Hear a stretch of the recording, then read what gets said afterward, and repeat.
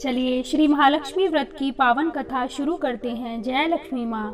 एक समय महर्षि श्री वेद व्यास जी हस्तिनापुर पधारे। उनका आगमन सुन महाराज धृतराज उनको आदर सहित राजमहल में ले गए। स्वर्ण सिंहासन पर विराजमान कर उनका पूजन किया। श्री व्यास जी से माता कुंती तथा गांधारी ने हाथ जोड़कर प्रश्न किया, हे महामुने, आप त्रिकालदर्शी हैं, अतः आपसे हमारी प्रार्थना है कि आप हमको कोई ऐसा सरल व्रत तथा पूजन बताएं जिससे हमारा राज्य, लक्ष्मी, सुख संपत्ति, पुत्र पौत्रादि व परिवार सुखी रहे। इतना सुन श्री वेद व्यास जी कहने लगे, हम एक ऐसे व्रत का पूजन व वर्णन कहते हैं जिससे सदा लक्ष्मी जी का निवास होकर सुख समृद्धि की वृद्धि होती है। यह श्री महालक्ष्मी जी का व्रत है। इसे गजलक्ष्मी व्रत भी कहा जाता है, जिसे प्रतिवर्ष आश्विन कृष्ण अष्टमी को विधिवत किया जाता है। हे महामुने, इस व्रत की विधि हमें विस्तार पूर्वक बताने की कृपा करें। तब व्यास जी बोले, हे देवी, यह व्रत भाद्रपद शुक्ल अष्टमी से प्रारंभ किया जाता है। इस दिन स्नान करके 16 सूत के धागों का डोरा बनाएं, उसमें 16 गांठ लगाएं, हल्दी से पीला करें। प्रतिदिन 16 दूब व 16 गेहूं डोरे को चढ़ाएं। आश्विन कृष्ण अष्टमी के दिन उपवास रखकर मिट्टी के हाथी पर श्री महालक्ष्मी जी की प्रतिमा स्थापित कर विधि पूर्वक उनका पूजन करें। इस प्रकार श्रद्धा भक्ति सहित महालक्ष्मी जी का व्रत पूजन करने से आप लोगों की राज्य लक्ष्मी में सदा अभिवृद्धि होती रहेगी। इस प्रकार व्रत का विधान बताकर श्री वेद व्यास जी अपने आश्रम को प्रस्थान कर गए। इधर समयानुसार भाद्रपद शुक्ल अष्टमी से गांधारी तथा कुंती अपने अपने महलों में नगर की स्त्रियों सहित व्रत का आरंभ करने लगी। इस प्रकार 15 दिन बीत गए। 16वें दिन आश्विन कृष्ण अष्टमी के दिन गांधारी ने नगर की सभी प्रतिष्ठित महिलाओं को पूजन के लिए अपने महल में बुलवा लिया। माता कुंती के यहाँ कोई भी महिला पूजन के लिए नहीं आई। साथ ही माता कुंती को भी गांधारी ने नहीं बुलाया। ऐसा करने से माता कुंती ने अपना बड़ा अपमान समझा। उन्होंने पूजन की कोई तैयारी नहीं की एवं उदास होकर बैठ गईं। जब पांचों पांडव युधिष्ठिर, अर्जुन, भीम, नकुल और सहदेव महल में आए तो माता कुंती को उदास देखकर पूछा, हे माता, आप इस प्रकार उदास क्यों हो? आपने पूजन की तैयारी क्यों नहीं की?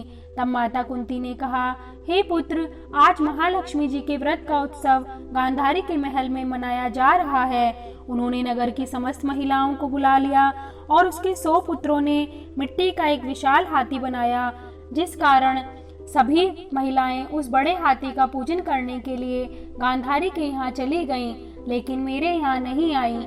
यह सुनकर अर्जुन ने कहा, हे माता, आप पूजन की तैयारी करें और नगर में बुलावा लगवा दें कि हमारे यहाँ स्वर्ग के ऐरावत हाथी की पूजन होगी। इधर माता कुंती ने नगर में ढिंडोरा पिटवा दिया और पूजा की विशाल तैयारी होने लगी। उधर अर्जुन ने बाण के द्वारा स्वर्ग से ऐरावत हाथी को बुला लिया। इधर सारे नगर में शोर मच गया कि कुंती के महल में स्वर्ग से इंद्र का ऐरावत हाथी पृथ्वी पर उतार कर पूजा जाएगा।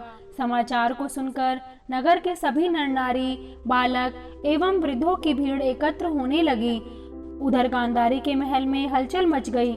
वहां एकत्र हुई सभी महिलाएं अपनी अपनी थालियां लेकर कुंती के महल की ओर जाने लगी। देखते ही देखते कुंती का सारा महल ठसाठस भर गया। माता कुंती ने ऐरावत को खड़ा करने हेतु अनेक रंगों के चौक पुरवाकर नवीन रेशमी वस्त्र बिछवा दिए। नगरवासी स्वागत की तैयारी में फूल माला, अबीर, गुलाल, केसर हाथों में लिए पंक्तिबद्ध खड़े थे। जब स्वर्ग से ऐरावत हाथी पृथ्वी पर उतरने लगा तो उसके आभूषणों की ध्वनि गूंजने लगी। ऐरावत के दर्शन होते ही जय जयकार के नारे लगने लगे। सायंकाल के समय इंद्र का भेजा हुआ ऐरावत हाथी माता कुंती के भवन के चौक में उतर आया। तब सब नर नारियों ने पुष्पमाला, अबीर, गुलाल, केसर आदि सुगंधित पदार्थ चढ़ाकर उसका स्वागत किया। राज्य पुरोहित द्वारा ऐरावत पर महालक्ष्मी जी की मूर्ति स्थापित करके वेद मंत्रोच्चारण द्वारा पूजन किया गया। नगरवासियों ने भी महालक्ष्मी जी का पूजन किया। फिर अनेक प्रकार के पकवान लेकर ऐरावत को खिलाए गए और यमुना का जल उसे पिलाया गया। राज्य पुरोहित द्वारा स्वस्ति वाचन करके महिलाओं द्वारा महालक्ष्मी जी का पूजन कराया गया। 16 गांठों वाला डोरा लक्ष्मी जी को चढ़ाकर अपने अपने हाथों में बांध लिया। ब्राह्मणों को भोजन कराया गया। दक्षिणा के रूप में स्वर्ण आभूषण, वस्त्र आदि दिया गया। तत्पश्चात महिलाओं ने मिलकर लहरियों के साथ भजन कीर्तन कर संपूर्ण रात्रि महालक्ष्मी व्रत का जागरण किया।